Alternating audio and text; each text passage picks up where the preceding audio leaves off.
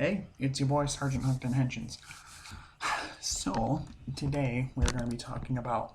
I've been meaning to do this, and I've been forgetting a bunch. I'm very busy lately. Um, to do my review on the V-Cinema, the final V-Cinema, as far as we know, of Kamen Rider Zero One. This one's called Kamen Rider Zero One. Others, Ames Project with Fua and Yaiba in it, or Vulcan, Valkyrie, or whatever. Yeah, very long drawn out names, but um, yeah, so this was an interesting one.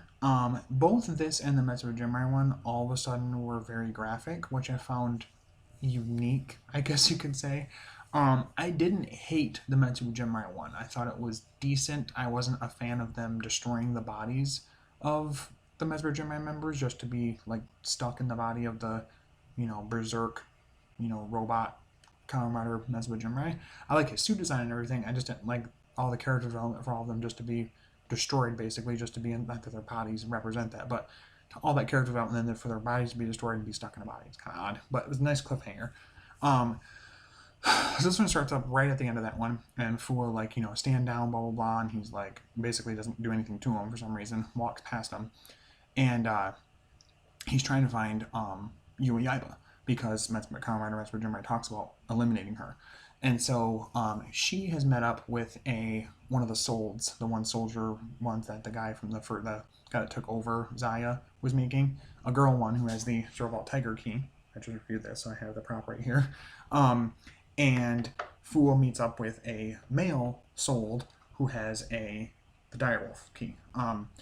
And they kind of like throughout the movie we're seeing them like kind of these like cuts to each one of them, these flashes to each one of them, and them trying to convince the other one of not doing what they're doing. One on one side wants to follow Metsuba Jinrai and take out humanity, while the other on the other side doesn't want to do that and wants to protect people, and they're at odds.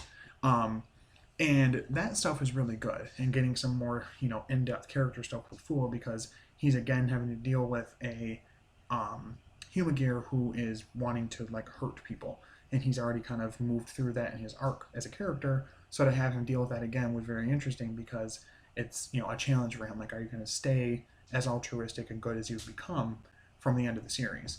And for the most part, he does. There's little moments where it feels like he's going to break away from that and like tell him to go rampage or whatever, but not fully, but just like maybe, will he, won't he type of thing. But he does kind of get through to him. And of course, near the end of it, both of those solds nearly die, or pretty much do die, and they entrust their keys to Yua and uh, Fua. And Yua uses hers to become Justice Servo, and if she puts it in her shot riser, of course, it warning. So it's clearly not supposed to be used that way, just like the Japanese wolf key that Fua used of Naki's in Zero One in the series.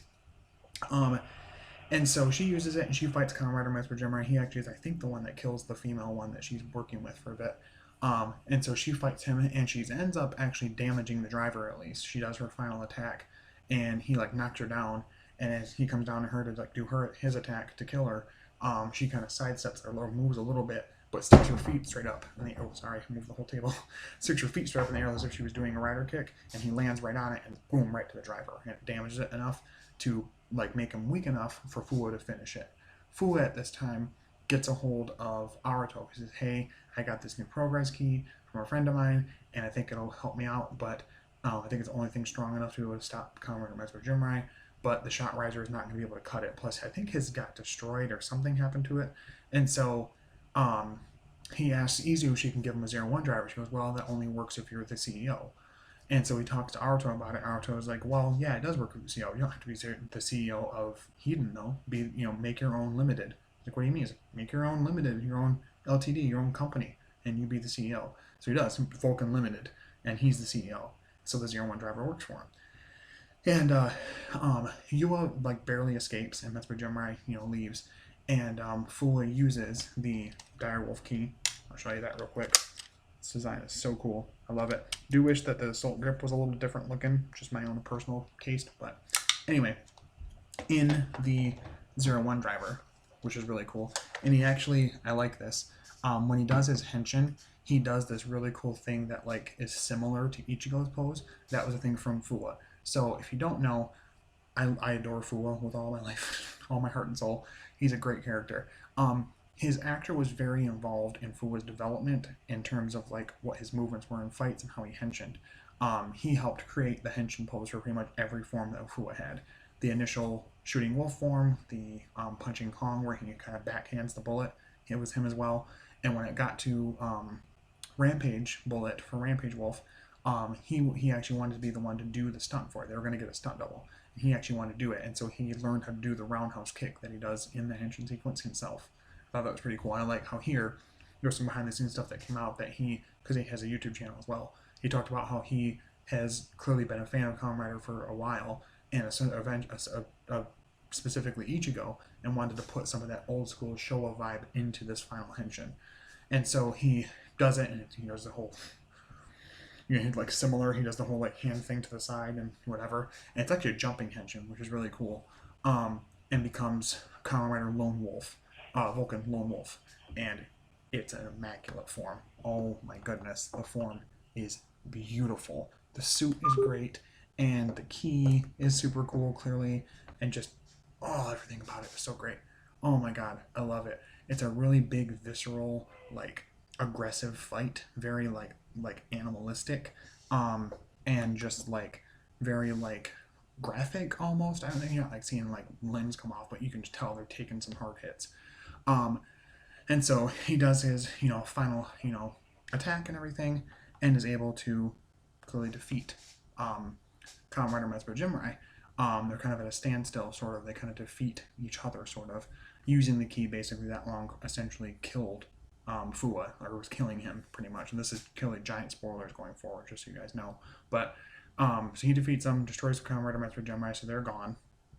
And he is like bleeding from his eyes and like dying, and Yua's holding him, and she's like, "It's okay, hold on, we're gonna get an Ames, medevac in here," and blah blah blah. And he's like, "No, it's okay. I held true to my standards, my truth of serving justice, and that sometimes protecting human lives is more important than justice, and all that good Fuwa stuff." And he dies.